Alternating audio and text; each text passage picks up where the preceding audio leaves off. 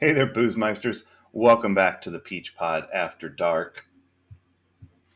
I'm Jeff, and if you're looking for Quaylen, try about 4,000 feet south of here. He'll be the one we're in the helicopter. And joining me on the other end of the internet, my cuz-host. I'm sorry, I'm really laughing. This is so fucking dumb. Okay. Professional. I'm Leslie, and I'm beginning to dislike this Mr. Walker. All right, we're going to have to come back to it later, but we need to talk about his accent. Yeah. And I'm going to propose a slight tweak to the end, not the full end of the podcast, but like instead of necessarily doing a theme, because sometimes I think we find some trouble finding one that's worth really fleshing out. I'm suggesting we set up something called What Else Time. Okay. Because this doesn't fit anywhere, but what else? And I think this accent conversation might fit well in What Else Time. Yeah. Ember agrees. Ember knows right when she hears it. Let's be serious. So I know that everyone can see it on the app when you pick it up and you download it and you see what we're talking about. But just so that everybody knows, we are talking about Cliffhanger, the 1993. And look, I think there's room for debate in no. any kind of conversation about any movie. But look, I'm just going to say masterpiece. Oh, God. Cliffhanger. It's an action movie. It's an outdoorsman's guide to life, perhaps. It's an impossible white man movie of epic proportions. Very much is that. I'm not sure it's any good, but I definitely didn't hate it as much as I hated Romeo plus Juliet equals Loud. Wow. And I'm not saying it's better than that movie. I'm saying that like the stuff I disliked about that movie, I disliked so strongly that it's that this I just thought was stupid and kind of fun, but mostly stupid. The Romeo plus Juliet equals Loud bothered me. Yeah, and I can't tell if I disliked this more or less than Rounders. Okay. I don't know. Well, let's flesh that out. Let's see where we land on this. Sure. This movie, in case you didn't take the time this week to watch it, is it stars Sylvester Stallone, John Lithgow's British accent, Janine Turner, and Michael Rooker, and a mountain with many, many cliffs from which to hang. Our spelling connection this week is Janine Turner, Maggie O'Connell herself.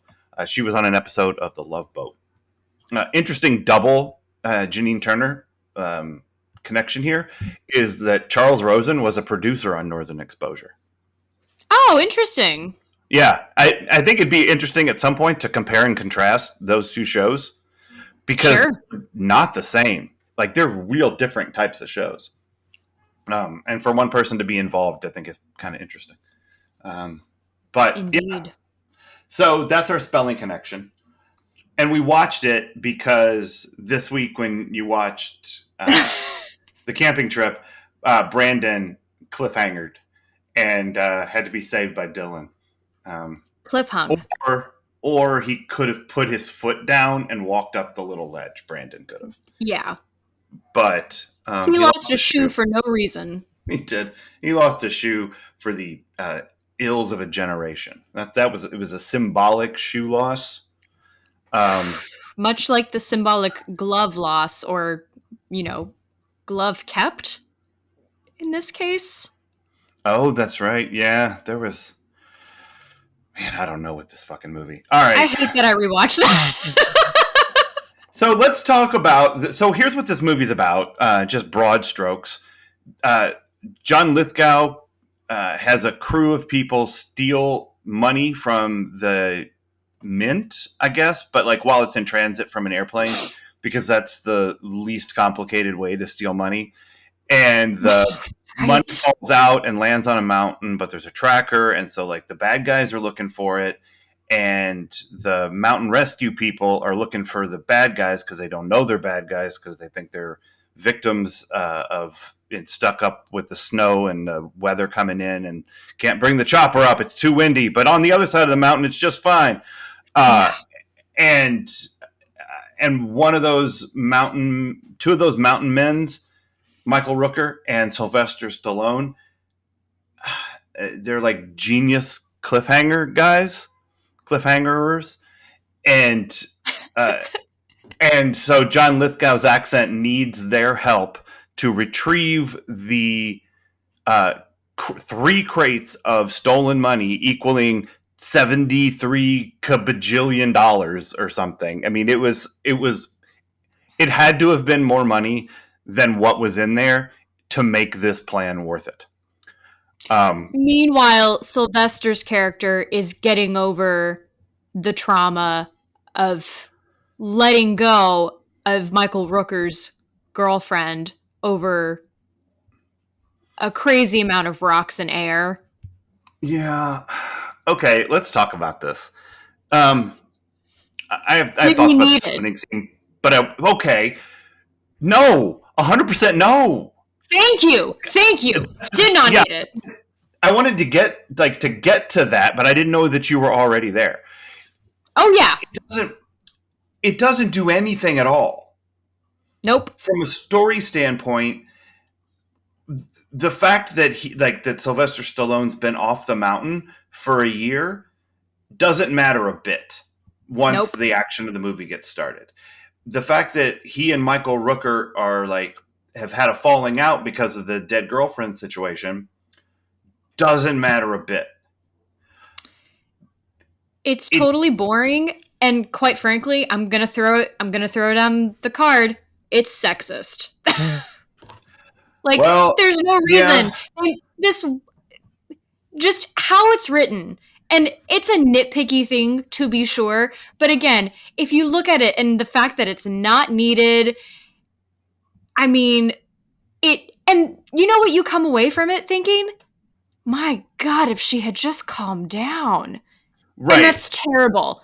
That's terrible that you come away thinking, if she had just calmed her tits, they wouldn't have fallen to the rocks below.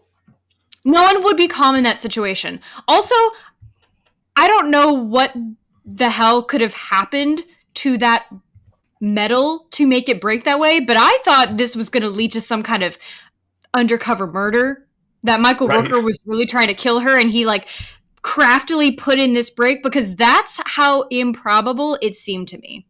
I'm going to shame on you for coming up with a better movie idea. No, I would have rather watched that than what this was. Right? Yeah. I was like, oh, cool, this is going to be some kind of murder, and he was plotting it, and it took way again. That kind of murder plot is still too in depth, much like the theft, the heist that they were planning. Yeah. You put an idea in my head, and I need to say it out loud so that everyone else has this idea in their head. Please. What you just described is a Columbo episode where Sylvester Stallone is playing Columbo. Oh. And I was trying to think if there's any movie I've ever seen where Stallone had to put the clues together and figure out a thing. And I have not seen that, but I want to very, very badly. I do too. I would watch this. Because it's easy to slag on Stallone because, just muscle guy and whatever. And some of the movies he did are about arm wrestling. Yeah. For the love of your child, which is fucking silly. And I mean, I don't know. He did do Rhinestone, which I've never seen, but kind of am curious to see now that I'm thinking about it. Okay. But, he's good. Stallone's good at what he does. He's great in Rocky, and he wrote it, and he can put a movie together and make a great one. And this is just not one of those. And it's but I would like to see him perhaps try to solve a crime now. Well, and I feel like they were trying to show that he can be weak is not the right word, but it's the word I'm going to pick because like Yeah. he gets beaten the shit out of. He really Like does. and again, the fact that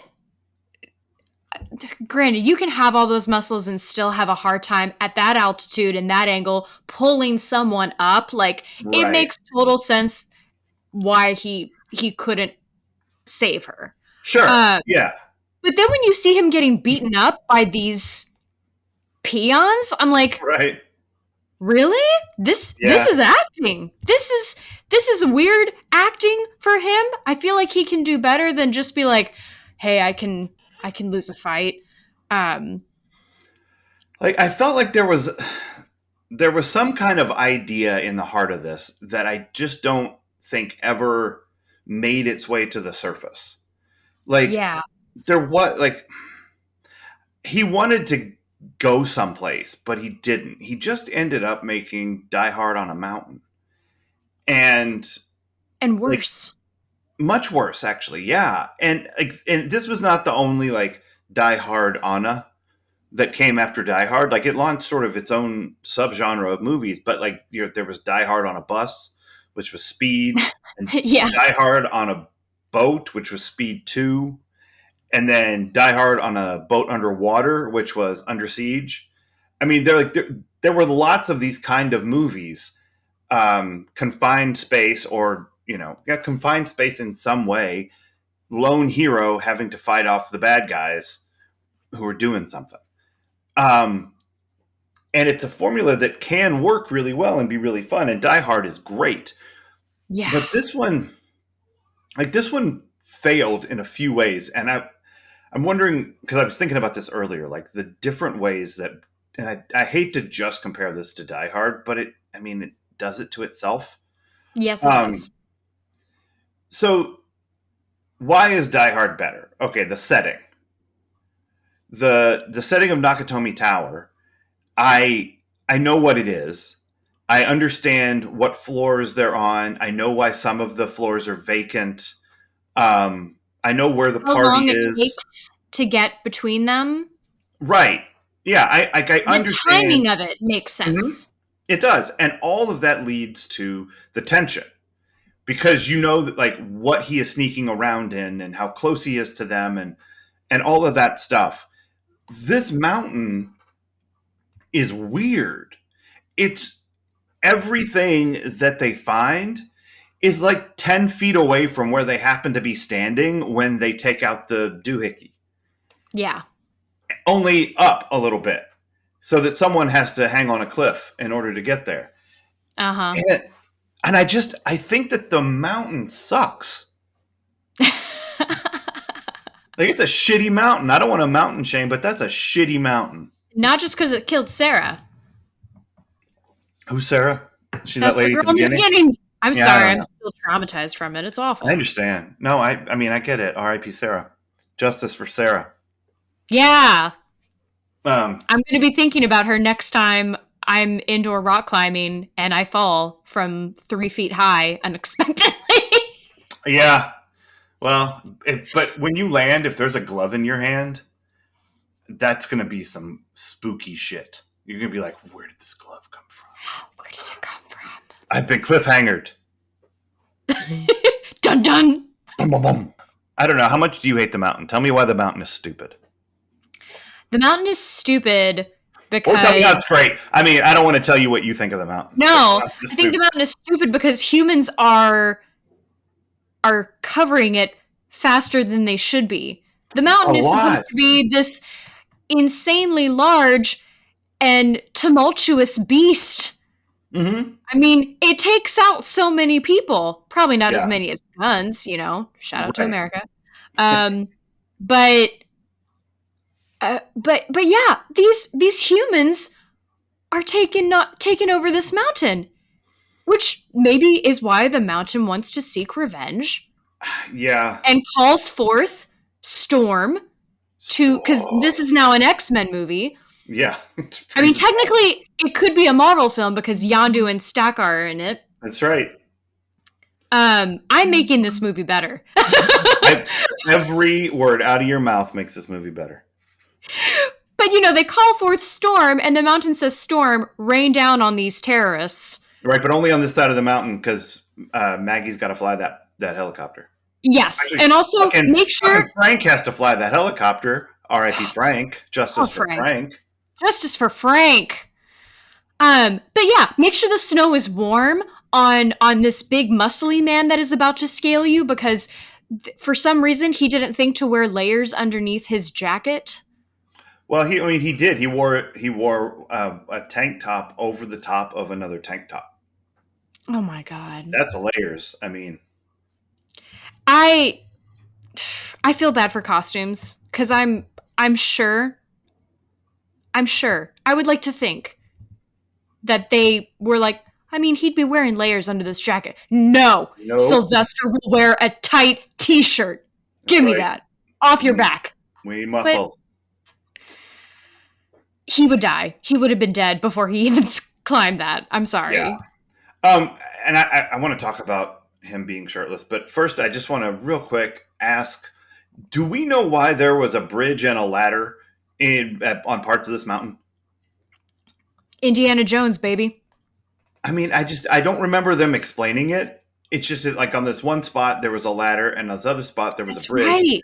And I mean, there was because Sylvester Stallone fucked those bridges and ladders up. I mean, he took care of them. Well, considering this is all stolen land, Right. the bridge could be from uh, Days of Yore. I mean, it looked like it was in pretty decent shape, but it was a That's rope true. bridge. So, um, I don't know. Maybe from the Donner Party. Oh, that'd be cool if they like found bits and pieces and stuff up there. See, Oh, making this movie better. Uh, yes. so here's another way that this movie does not compare well to Die Hard. The heroes are not. John McClane is a much better hero than what is this guy's name? Hal Tucker, Hal Tucker, Tucker, I think. Hal Tucker. Wait, Because or I keep Tracker? like, oh shit, I don't know. Tucker. No, his last name's Walker. Whose name is Tucker Tacker? Wait.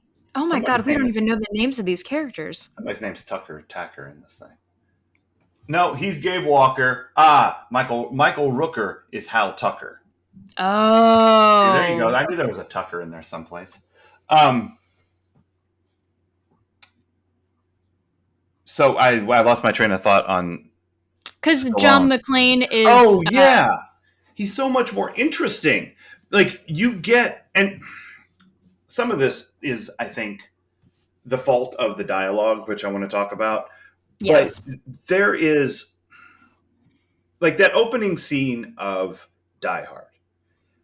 You get like this.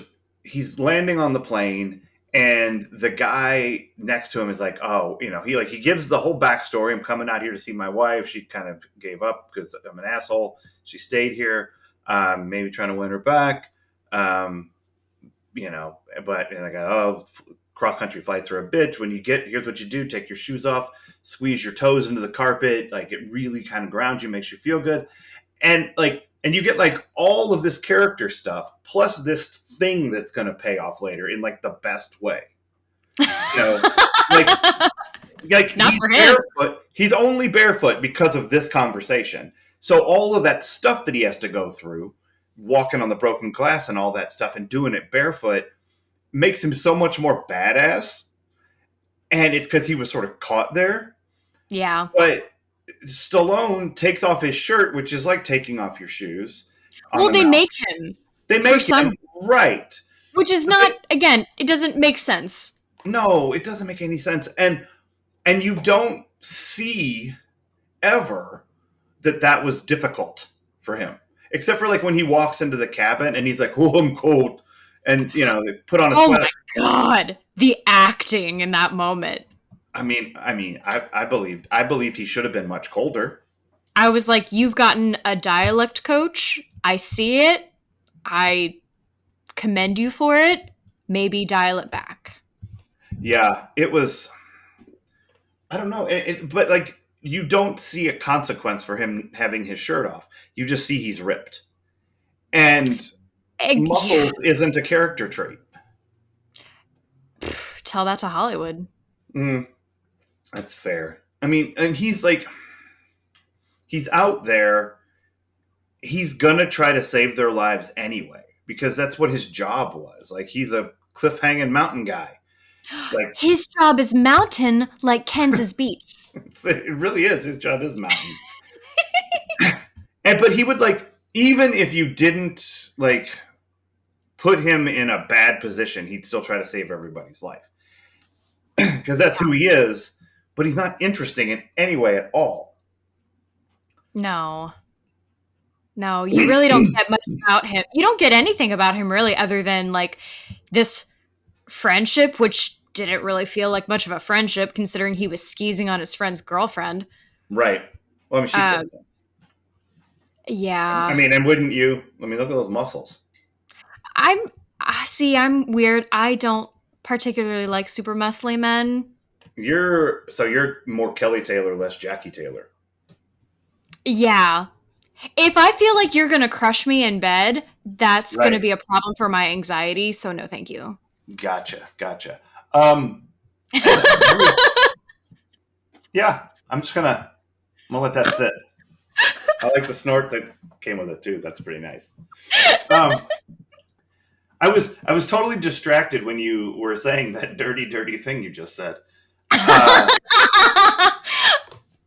because I was trying to make sure that people wouldn't think that I just spoiled something for you on the main show by talking about how Kelly didn't like the beefcake and Jackie didn't like Kyle, but that we already had that. We already had that episode.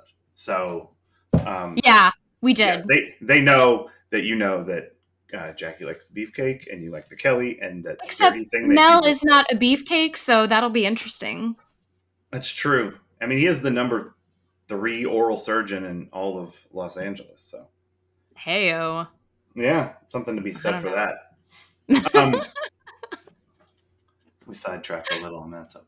We Um, did. It's my fault. it's not. It's not. It is. It is to your credit. I don't know. There's just nothing. Oh yeah, she kissed him on purpose. That's what I was saying, and you're like poo poo. Exactly. Yeah, you're like I'm gonna go kiss Frank. Exactly. You know what? Poor Frank for not having any kind of character. Like he was just old guy who died. Oh, It'd be nice if that like was we knew something about Frank other than like don't like they said his name enough so that you knew that it was Frank on that helicopter, and the right. old man was named Frank. I think so. You know, kudos for Another giving the death name. that didn't need to happen. No, Frank did not need to die.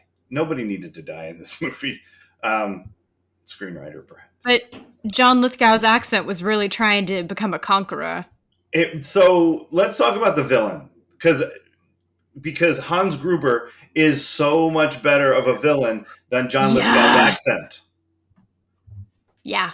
Like he's clever, he's complicated, he's ruthless. You see him in action. Like you see him pull the trigger on people. You see him charm people. And Lithgow just like he just whines a lot and has people murdered. But And there's you like don't really get why he wants to do it. I feel like Hans Gruber, you get some idea, or I don't even remember now. But right. See, but that's what Die Hard gets is that shit like that part doesn't actually matter. There's a twist on it in Die Hard. Like you think that they're there to steal money from the building, but they're actually stealing like billions of dollars and going to blow the building up so that everyone thinks they're dead because you can steal $10 million. You can't steal $10 billion and continue to live. So interesting.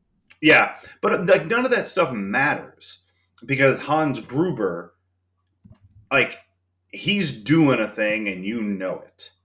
And it doesn't really matter why because he's lying to you anyway. But he's got a small group, he has a plan, and he is going to execute this plan. Yeah. John Lithgow's accent has the dumbest plan I've ever heard of. first of all, there are far too many people on his payroll to pull off this job. Like, he's got a pilot, and he's got the inside guy on the plane, and he's got like 7 people on his plane working for him. There were too And many people, and it was so convoluted. yeah, and how much they said how much money was on there, but it didn't seem like 3 enough. million? No, it was way more than 3 million. Oh, okay. It would have had to have been, because he either bought or rented a plane, That's true. like this really expensive, and he hired this lady pilot that I guess was his girlfriend, maybe, I think. and she died too for reasons that don't make any sense to me. And and then he had like 6 or 7 muscle men around him, and his whole thing was like he was so mysterious. Victor Quaylen, or whatever his first name was, Eric Quaylen. Eric Quaylen, But Victor's way better. kind of is. But his thing was just that people didn't know where he was. Yeah. Like, he's a master criminal because we're just not sure where he's at right now. Listen, buddy, you've got nothing on Carmen Sandiego, so stop trying. No, I mean, there is no a cappella song about where this guy is. Nope. But they don't know. And that seems to be it. Like, he's not like a super genius. He's just like, he's got a really dumb plan. He's just a And whiny guy. he is. And Hans Gruber's plan was complicated, but much more affordable. Like, right? Like, he didn't need a helicopter. He didn't need a plane. He didn't need an inside man with the Treasury Department. He Like, hired former ballet dancers. yeah, like, he needed a couple guys who were good with guns. He needed a computer nerd. Like, that's kind of what he needed. That's what he got. And here's where I think the big difference is. Hans Gruber was in control of the situation as the bad guy. Yes. And John McClane was eating that control away, to the point where eventually he didn't have control anymore. Even after he still thought that he didn't have control anymore. But he did for a long time. He was in the power position. Yeah. I can't figure out who had control in this movie at any point. The mountains. Mother Nature. Yes, the snow seemed to be in control. Mother Gravity, Nature I said, guess. "You think this man is the villain, but I'm the real villain." And Gravity said, "Bitch, hold my beer." Oh, God! Wait, Because, and going really slowly each time. yep. My God. But Gravity undefeated in this movie. The amount of... This movie was begging for someone to go over it and add in, what you say? Every death. Every death. Super slow-mo death fall. Oh my God. Yeah. Haunted. Something. The dialogue in this movie is worse. Yes, it is. Like, a lot worse. Like, there's great stuff to quote in Die Hard, and there is, like, he tells a joke about I don't even remember what the stupid joke was when he burned the money. Heating this place costs a fortune. That's what it was. Yeah. And I was like, then later on too, he says something similar when he's like, when he's lost all that money, and he's like, I never could save a dime. right, like, the one-liners are super lame. Yeah, like, there was no yippee-ki-yay motherfucker in this. The closest thing was season's over, asshole. Right, like, that is okay. Guys, I want you to know that I ask this question honestly every time, thinking maybe the answer is yes. I don't ever really believe it's going to be yes, but I ask anyway, because as we found, when I assume, I'm wrong. So, have you seen the movie Bowfinger?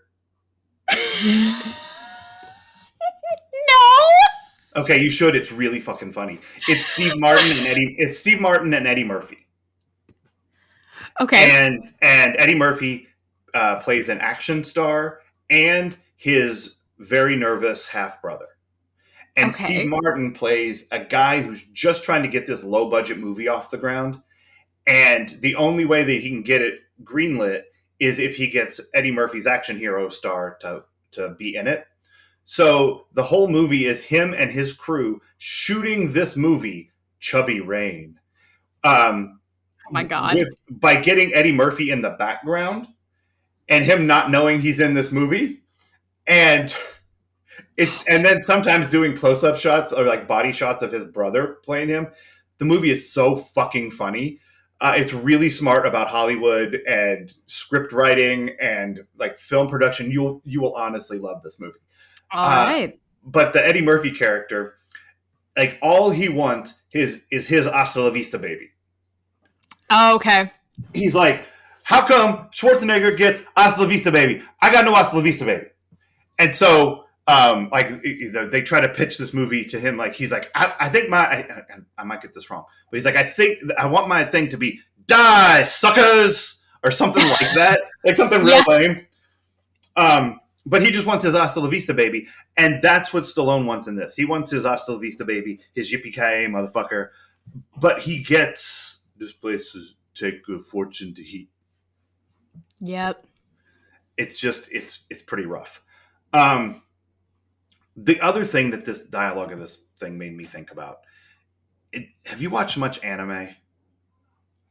Not a ton. I've seen Cowboy Bebop, Okay, and I think that's it. so you've watched, and what I'm going to say here is not about um like really great stuff like that. Okay. What I'm talking about is like the action anime. The ones where there's tons of fighting and shit, and it's like all this, stylized, crazy. Everybody's got a superpower kind of shows. Like Sailor Moon? I didn't watch Sailor Moon, but probably. Tell me if what I'm saying sounds right, because the things that I've seen are like My Hero There's quite a Academia. bit. Yeah, and like Liam was into like a My Hero Academia phase for a minute, and a couple other shows that I'm sort of blanking right now. But here's why I bring it up: those shows are 99% internal monologue shouted out loud. Yes. So it's like, I don't know how my power of storm catching is going to defeat the man who has the feather powers. Ah!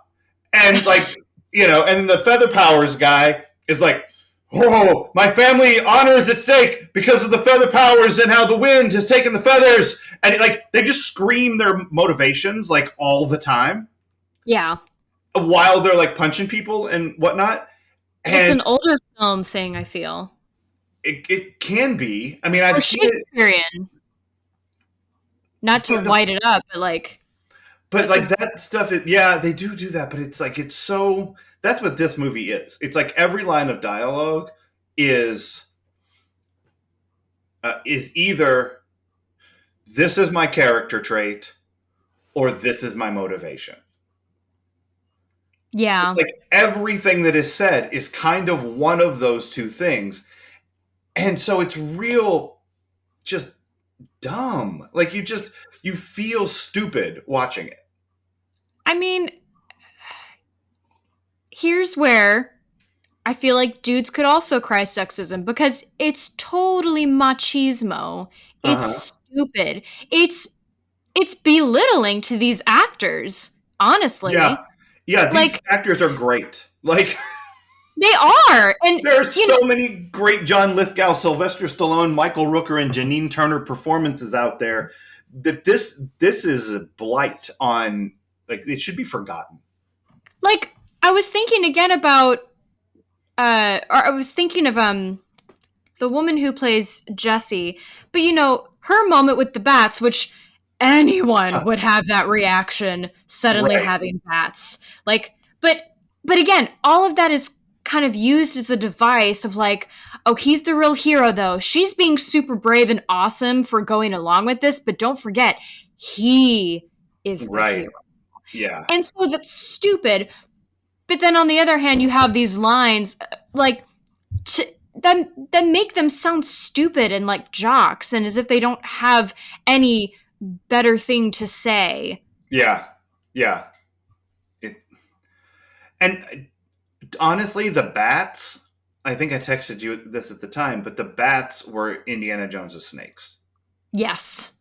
It's like, and what's the point of this? Like, we knew that from the beginning of the movie, we knew that Indiana Jones didn't like snakes, and that was his worst nightmare. And he's dumped into this thing filled with snakes, and like, it's scary because it's a tomb full of snakes, but it's also Yeah. scary because he's scared. And you knew he would be. This is like the worst thing that could happen to him. And these bats are just fucking there. They're just there existing, and now I Right. feel like we have to blame Stallone for starting COVID. I It took mean, a while to gestate if that's what happened. it took a while, thankfully. I think we could have handled it even less well in whatever year this came out. 93? Yeah. Oh 93. my God. I would have been a baby. No, thank you. Yeah. Yeah, you would have trouble not going to preschool.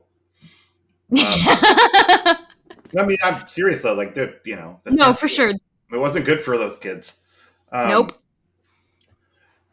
So, all right. So we're like 35 minutes in. Would you like to have some adventures in intimacy? Yes, and I hear your question of how I'm going to make this work again. A little bit. So, I was thinking this week about how this is a great example of yes, there are some light, intimate moments, but here are some moments where an intimacy professional could come in handy, just in terms of making everyone comfortable. Mm-hmm. Because when you're helping someone into their climbing gear, or clipping them in and all of that, like you naturally have to get like close to their lower regions. Mm-hmm. So like, one, you got to make sure actors know what and where they're clipping into and make sure Sure. their hands don't go anywhere else, either Mm-hmm. accidentally or not. Right. So I think a discussion there is helpful. Mm-hmm. There's a weird ass moment where humans are skiing on other humans in this movie. There's no Yeah. other way to describe it. They're sliding down a hill, fighting one man on top of another man. Mm-hmm. I think that definitely, I mean, you're going to have a fight choreographer for that moment, but, in case if they're cheap and have only brought in an intimacy professional, Right. you got to talk through that moment of intimate violence, as we would say, Yeah. and be like, okay, so you're going to be on top of each other. What are some, like, who is comfortable? Who has a problem with someone being on top of who? Because that could be Right. a thing. Like, again, Right. I have some slight claustrophobia, so like that Mm. would be a worry. Right. So I think there's a lot of discussion that would be needed between actors, director, and the IC for a lot of these more athletic moments. Mm-hmm. And then, yeah, of course, you have a cuddling moment. And you didn't need a kiss from Sarah to Gabe. Like, Right. it's weird. If you go back in any older movie and clock when a woman kisses a man, more often than not, like, especially I mean like a conciliatory kiss, like, or I don't know, it's a kiss on the cheek. It'll always be a kiss on the cheek. Mm-hmm. And more often than not, it's really not needed. Yeah. It's really just, I feel like it's just added to remind people that this is what man and women are supposed to be like. Right. She And gives him a also, kiss on the cheek, and now he feels like he can win the day. right. And did you know that he was attractive? Right. Isn't she Yeah. winsome and dutiful for kissing Yeah. him on the cheek? But she wanted a little bit more because of how attractive he is. Mm. Much more attractive than Brandy Svenning's dad. So yeah, those are my adventures in intimacy this week. Alrighty. Well, would you like to skip with me into the Needle Drop Forest and skip right on out again? Yeah, because this song was not great. There's only one song on this whole soundtrack, and it's this song uh, called, what the hell did I say that it was called? It's called "Do You Band is Need Mind Some?" Bomb. Yeah, Oh by yeah, the band Mind Bomb. It is fine. sure. It's an alt rock guitar song that is fine. Uh, it's not particularly awful. It's not particularly noteworthy. It It's might not be playing needed. over the credits. Like it might be on the Oh, okay. credits, and that might be it. I don't remember it in the movie I don't because either. It, the movie was all score. yeah, Which it should be. Like a movie like this, an action movie like this, where up to 4 people are hanging off of up to 10 cliffs, not to mention helicopters. Like yeah. you need like music to ratchet the tension up and to let the audience know when they can take a breath and all of that kind of stuff. And so this movie should be heavy score, and that's what it is. Now, I did feel the urge when they showed that snowman to burst out into "Do you want to build a snowman?" I was like, this would fit perfectly, but it's, like 20 years too soon. Yeah, I mean, I think it's clear that those bags of money love warm hugs. Some things are worth melting for. Yeah, Money. uh, yeah, money apparently. Uh, how did the tracker get on the bunny rabbit, and why did Sylvester Stallone put the tracker on the bunny rabbit?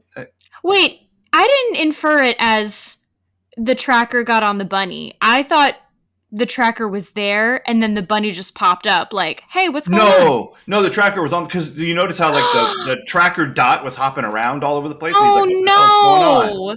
Yeah, no, I mean it was a distraction bunny. Oh no. Ooh, Yeah, killer bunny. what behind the rabbit is the rabbit. Um, okay, that my Monty Python that I just did right there is Yeah. a wonderful transition to what else time, because I think we need to Great. talk about what's the worst accent that we've seen so far, and I've got 4 off the top of my head. Oh, okay. Okay, Yeah, tell me yours first. all right. First, Pie this me and his miani, Oh my god. right? So Teddy KGB in Rounders. We've got this Lithgow British accent, which I can't even do. It's so weird.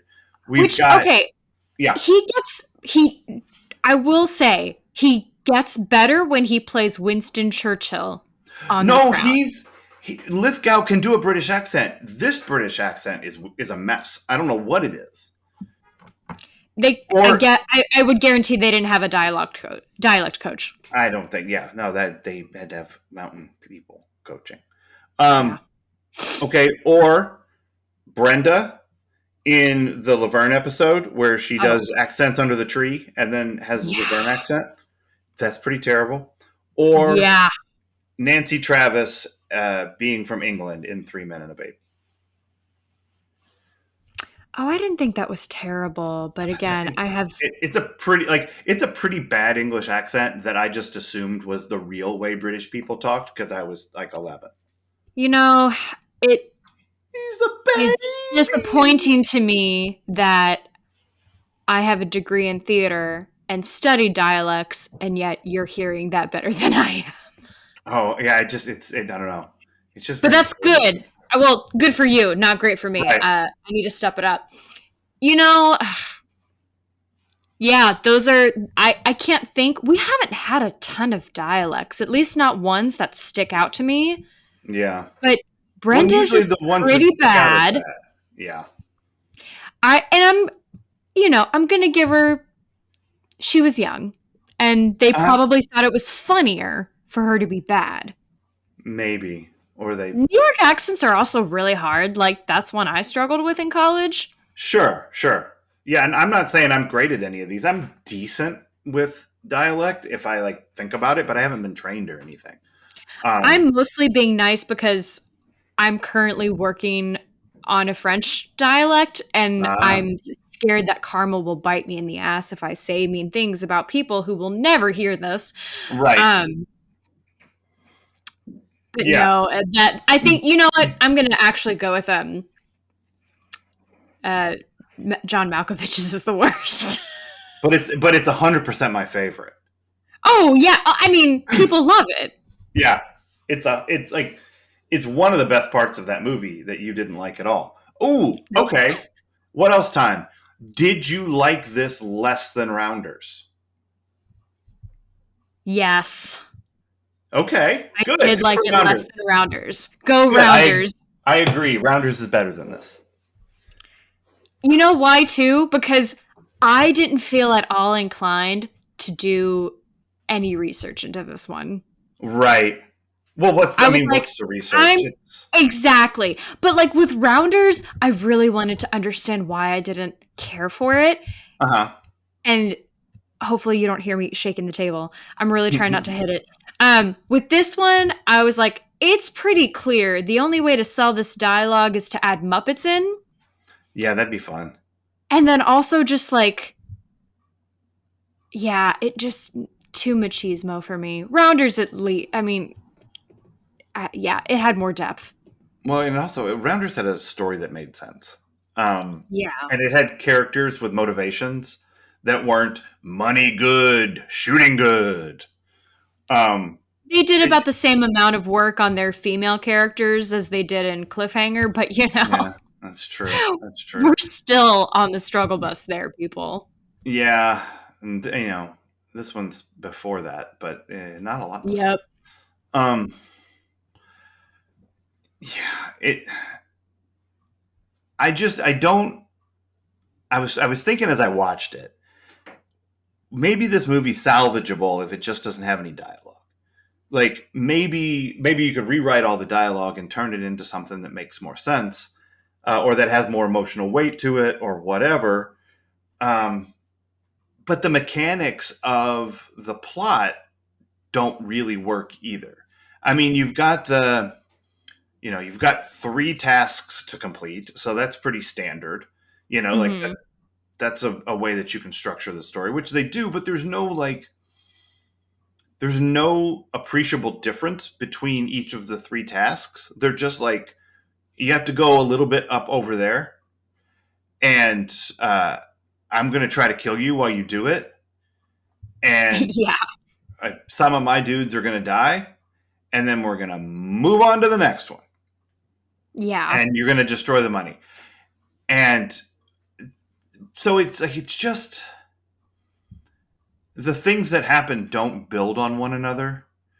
They try to make them build on one another by killing Frank and by killing the base jumping dudes, like you know, the surfer dudes that were Oh, jumping off the like they killed them, they killed Frank, they killed the John Lithgow's accent's lady pilot, um, and those were characters that we were supposed to be like, oh, why'd they die?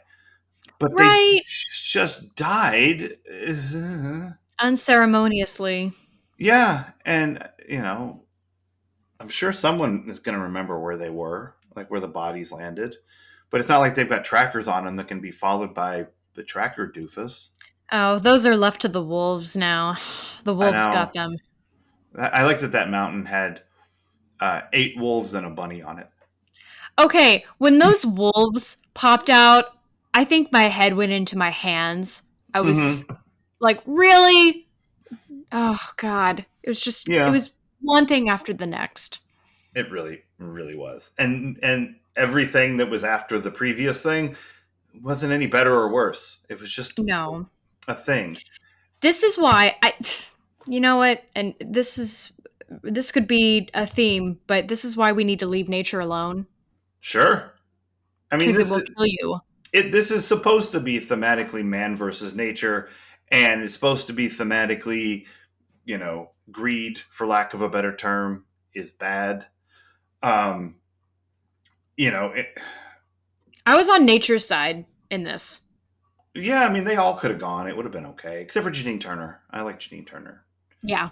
Um, I mean, that's the problem with this is that I, as I said before, I like all of these actors quite a bit, and Yeah. even some of the smaller parts, like I didn't Google him. Maybe I will while I'm talking. But the guy who was like the inside man who had was the guy who held the thing and walked around with it. Uh, Yeah. the only one who knew the code. Oh, yeah. Yeah. So I've seen him in a bunch of stuff, and I like him.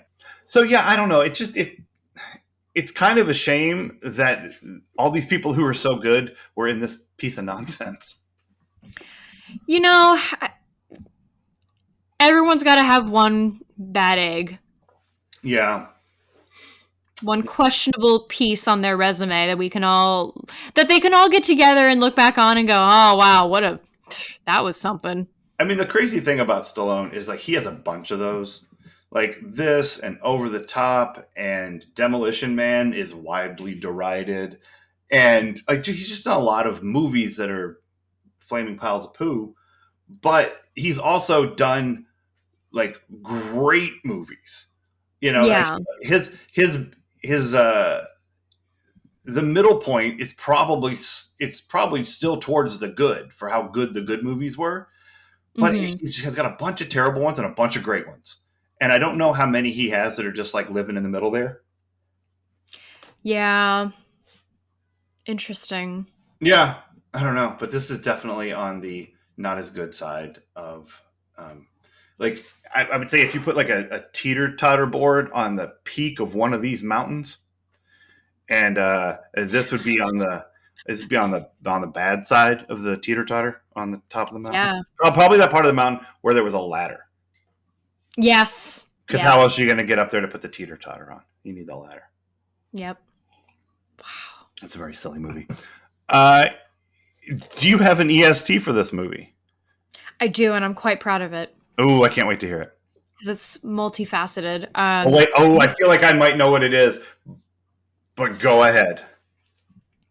It's the rockiest movie. Oh, I didn't know, but that's worse than what I thought. I love it. Thank you, because of Cliffs and And Rocky. Rocky, It's Rocky losing all the time. Oh, just I'm Rocky. so glad taking it's L's. worse than what you thought. What'd you think? I thought you were going to say it was the whitest movie Oh no, no. because of the Close. snow. You know, because of all the That is snow. that's pretty great. Yeah, mine was way worse. Yeah, I like it. I like the rockiest. It's the It- rockiest. is Also, it tumultuous plot-ish. Sure, and it could be the rookiest because it has Michael Rooker in it. Oh. He said making the best joke available to him at the time. Yeah. Yeah, Yeah, follow that. yeah, I mean, it really is. It's the die-hardiest movie on a mountain I've ever seen. It, just, yeah, I just, there's not a whole lot of superlative about this. I guess it's the directionlessest, not from the sense that Hmm. it doesn't have a film director, but like that the plot doesn't have any kind of forward motion. I mean, tell it to It, everyone who fell off a cliff, but yeah, it's because not enough of them knew how to hang. oh. I mean, there were literally only 4 people who hung from a cliff in this movie, and it was 10 different cliffs. I counted. Oh man, But I've only ever been able to do so the indoor rock climbing place I go to has, kind of a cave area where you can huh, work those kinds of routes. yeah, yeah, And very rarely do they have one on my level because I'm that low. hmm I'm like a 1 or a 2, at 2 on good days. yeah, And that's intermediate at best. Um, and I've only ever been able to do one inside that cave, and it was such a cool feeling. Like you yeah, feel so strong to be able to hold yourself up, hmm um, especially if you do swing out and then get yourself back up there. Ah, it's the best. yeah. Yeah, I'm not a rock climbing dude, but that's awesome. I'm glad that you have been able to at least do that. Liam likes to go rock climbing. I love it. And if you all ever make it back to New York, we have guest passes. So Ooh, very nice. take Liam. I'll put that on the list of to-dos. You all can watch, hang out in the the seating I, areas. if you think that's not exactly what we do, you've never met parents. That's the whole point of a place like that is go have fun. I'm going to sit here and drink a cup of coffee and read this book. Well, and like I realized from the last time Walter and I were at a thing interacting with children, at one point we were the only adults in the room, and I went, "Oh, we've been given the Uh-huh. babysitter role Yep. Because because you we weren't were the paying only attention. non-parents." So Yep. You didn't know to look out for the signs of like everyone no, else slowly backing out of the room but not saying anything in like one at a time or like small little groups. Oh, I gotta go get the cheesesteak. we had Um, fun though. of course, We love kids. We don't have them, so it's much easier to have a good time. exactly. Yeah, no, I'm with you. So I guess we can safely say that we have once again proved my theory that everything comes back to Aaron Spelling, Yeah. even Die Hard on a Mountain. Where's my Yep. Hasta La Vista baby? Season's over, asshole. It is not, though. Not for us. Because No. it is, we're still in the early stages of season 2. So next week, I'm not going to tell people what the spelling connection is because I think it's fun for people to guess. I had somebody Yes. trying to guess one at me earlier today when I told them something that we were going to do in a couple of months. But next week, in conjunction with season 2, episode 8, Wildfire, the first appearance of Emily Valentine. And just so you guys know, we're not spoiling anything for Leslie here because we have recorded way ahead on Oh yeah. Pod than we are on recording the Peach Pod After Dark. So just to like fix this in your mind, if you care about such things, we are recording My Desperate Valentine this weekend. Oh, And so that's season 2, episode 16, and this was just season 2, episode 7 that we recorded tonight. So there are things that I may reference that have not happened yet as you listen to the Peach Pod on the Peach Pod After Dark, and it's just because time machine. time machine. I Yeah. would be very honored to know that listeners are concerned if you had accidentally spoiled things for me. You know what? So the people that I've talked to will say things to me like, I don't know how you don't react when she says something that is going to happen. And I pointed out to them, and again, guys, we've recorded way in advance here. So, like, I was so nervous at the beginning of the season that you would find out what happened, or you would, like, somehow you would find out what happens to Scott. Yeah. I very much wanted you to get there clean, and we got you there. And so I'm very happy when that happens and people notice. That's one of the things that they say to me about it. It's like, oh, it's great that she doesn't know that yet. Or how do you not say things about things that are going to happen to characters in 6 years or whatever? And I'm like, I don't know, but it's just more fun to be in the now with it. So I'm definitely Wow. not spoiling things for Leslie. That's amazing. I wonder how often I say stuff that like gets people screaming at their like this happens. Well, Faith wanted me to take notes. She wanted us to start keeping a tally of things that you predict, so we can see if and when they come true. Which I think is a pretty decent idea. We would Oh, just have that's to, amazing. yeah, we'd have to pay attention and mark things down, which we can do. Cuz I love affirmations of I'm smart. Because there was Right. stuff in Star Trek Voyager that I predicted that drove Walter nuts. Yeah, like I don't know that you've hit like you did talk a lot about Scott's guns, like the first time you saw them. And I was like, "Ooh, no, is she gonna stumble on that somehow?" And you didn't because it's so fucking ridiculous. Uh Yeah. I'm amazed that you didn't say he went to Oklahoma for the summer. I bet one day he's going to shoot himself on his own birthday and bleed out on his mom's Persian Because rug. I thought the people of Oklahoma would have taught him better about how to use a gun. That's right. So I'm not yeah, blaming Oklahoma. I'm blaming his family. you should. Yeah, Mrs. Scanlon sucks. So anyway, so we're definitely not spoiling things for Leslie. No. And if you would like to watch ahead for next week's episode, get yourself a copy of Rebel Without a Cause, because we're watching that in conjunction with the first appearance of Emily Valentine. And obviously that's because of Griffith's Observatory. But I'm not going to tell you how we justify doing Rebel Without a Cause, what the actual spelling connection is. Tearing me apart, Lisa. Oh, wrong movie. God damn it. Have you seen Rebel? I have actually. Okay, I have too. It's been a long time. So, we'll see how it holds up. Yep, and we're going to rebel against whatever anybody's got. All causes. That's right. All right, so we'll see you on Wednesday in the Peach Pod, everybody, and we'll see you next Friday in the Peach Pod After Dark. Cheers. Cheers.